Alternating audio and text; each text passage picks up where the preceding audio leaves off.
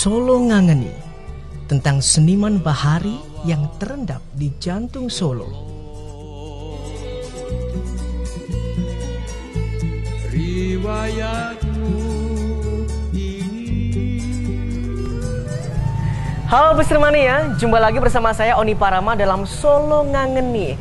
Nah, kali ini saya sudah berada di depan pintu masuk gang Kampung Kemelayan. Biasanya nih, Pesir Mania hanya melewati atau sekadar melintas saja melihat pelang Kampung Kemelayan. Tetapi kali ini saya akan mengajak Pesir Mania lebih dalam, mempelajari dan mengetahui apa yang ada di Kampung Kemelayan ini. Ternyata nih, ada sebuah bagaikan butiran mutiara yang terendam di Kampung Kemelayan ini. Nah, kira-kira apa ya yang bisa kita angkat di Kampung Kemelayan ini? Ikuti terus saya dalam Solo Ngangeni.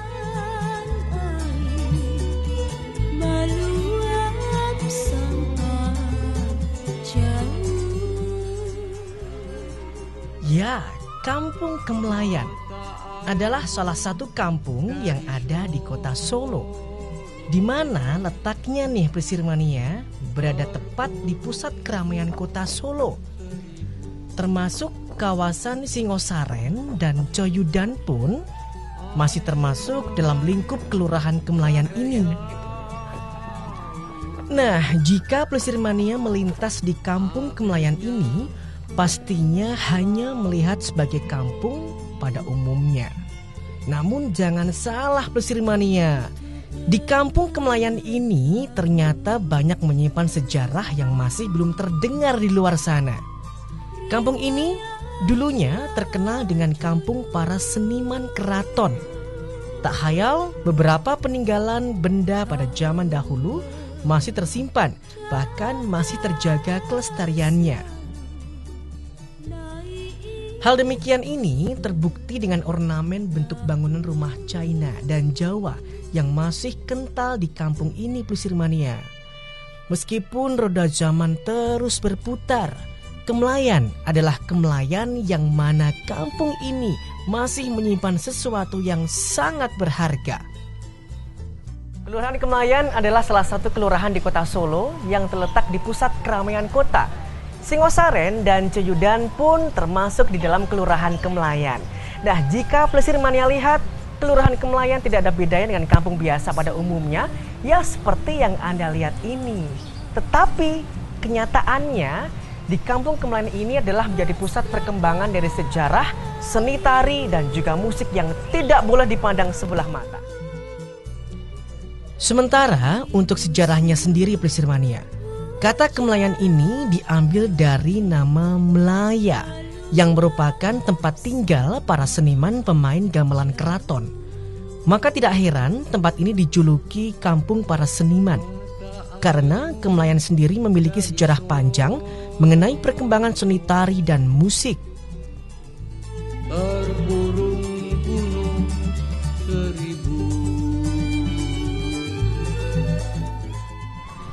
Pesir Mania, sekarang saya sudah sampai di rumah Ibukus.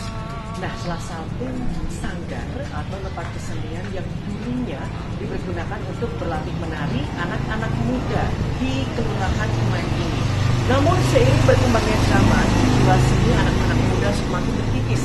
Akhirnya, sanggar ini hanya dipergunakan sebagai tempat ujian bagi para mahasiswa isi atau sebagai tempat pementasan saja. Sungguh sayang sekali ya Pesir Mania.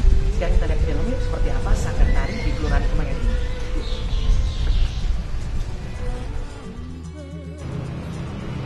Nah, ini dia Pesir Mania, sanggar tempat Ibu Rus. Sekarang kita ketemu sama Ibu Rus yuk. Halo Ibu Rus. Apa kabar Ibu? Saya sehat ya Ibu ya? Sehat. Pesir Mania, ini dia Ibu Rus, selaku pemilik dari sanggar ini. Ibu, sanggar ini namanya sanggar apa sih Ibu? Sanggar Tari Pamungkas. Sanggar Tari Pamungkas. Nah, ini biasanya dulu dipergunakan oleh para kaum muda-mudi di Kelurahan Kemelayan. Namun seiring berkembangnya zaman hanya dipergunakan sebagai tempat untuk ujian tari para mahasiswa isi saja atau sebagai tempat pementasan. Sekarang kita tanya-tanya sama Ibu Rus. Ibu bisa diceritain untuk sejarahnya dari sanggar di Kelurahan Kemelayan ini seperti apa? sejarah Sanggar Tari di Kemlayan itu ada pasang surutnya. Iya. Jadi pada awal dulu, mungkin nanti mas-mas bisa baca di buku sejarah Kemlayan itu dulu pertama kali ada Sanggar Karawitan yang lokasinya di dekat Mes Auli Cokro. Iya. Itu didirikan oleh para tokoh-tokoh yang sudah sekarang sudah pada sedo. Itu namanya mungkin nanti dijaga lagi ya. Itu ada Bapak Ngaliman, Bapak Mintajo, Bapak Basono, tokoh-tokoh itu membuat perkumpulan. Setelah itu generasi berganti lagi, ada Sanggar Tari Bina Raga Budaya. Iya. Itu ketuanya Mas Suprapto Suryadharma. Kalau dulu, sekarang mungkin Mbak Prapto itu ya. Iya. Lebih secara akrab dipanggil Mbak Suprapto. Itu berdomisili juga Kemlayan juga ya. Jadi tokoh-tokoh seniman tari yang sudah mendunia itu seperti Mas Sardono itu ya dari Kemlayan, Mas Prapto, Pak Ngaliman, Iya. kemudian Mbah Moyo Widodo, Mbah Marto Pangrawe. Tokoh-tokoh untuk seni dan tari itu banyak berasal dari Kemlayan. Iya. Kalau Itu yang saya ketahui, karena sekarang beliau kan sudah pada surut atau sedo, sehingga tinggal cerita, dan saya senang sekali kalau masih bisa cerita tentang beliau-beliau itu. Iya. Nah, terima kasih Iya. Mas Oni. Mas Oni. Iya, Ibu, Mas Orawo. betul sekali. Kalau untuk sekarang Ibu, fungsinya Sanggar Pamungkas ini sekarang sebagai tempat apa? Karena dulu kan memang banyak ya yang berlatih tari di sini, Bu. Memang sekarang vakum ya Mas ya, tapi tidak menutup kemungkinan nanti akan berkembang lagi, mengingat sudah ada kader-kader kita yang kecil-kecil yang sekarang sudah beranjak remaja itu sudah pinter menari. Iya. Dan kemudian pada kuliah di FISI ada juga belajar tari di Sanggar Tari luar, tapi mereka ada keinginan juga untuk akan membentuk satu atau menghidupkan kembali Sanggar Tari Pamungkas. Kemudian juga ada Mas itu penerus dari Bapak Ngaliman Condro Pahlawi itu seperti Mas Takari, Mbak Endang, Mas Bono, itu beliau masih ada keinginan untuk melestarikan kampung Kemlayan ini untuk tetap menjadi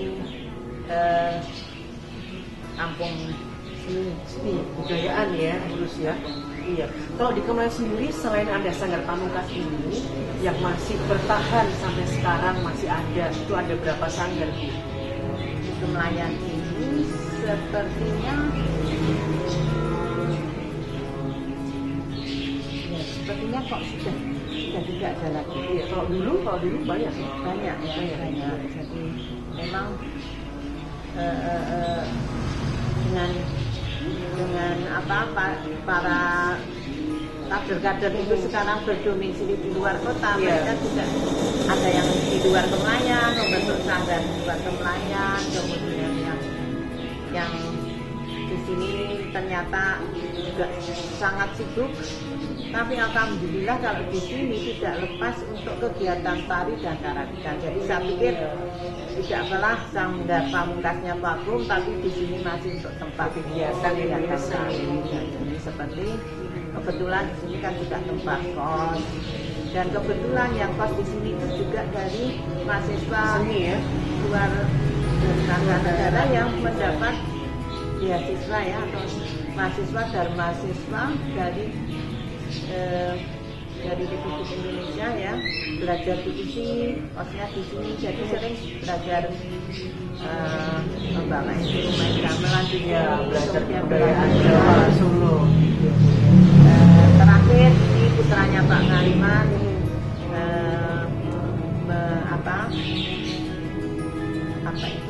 ujian S2-nya penyajiannya di sini. Oke. Kenapa di sini? Karena dulu Mas Supriyati ini itu dulu belajarnya di sanggar ini. Jadi beliau Mas Supri sebagai dosen di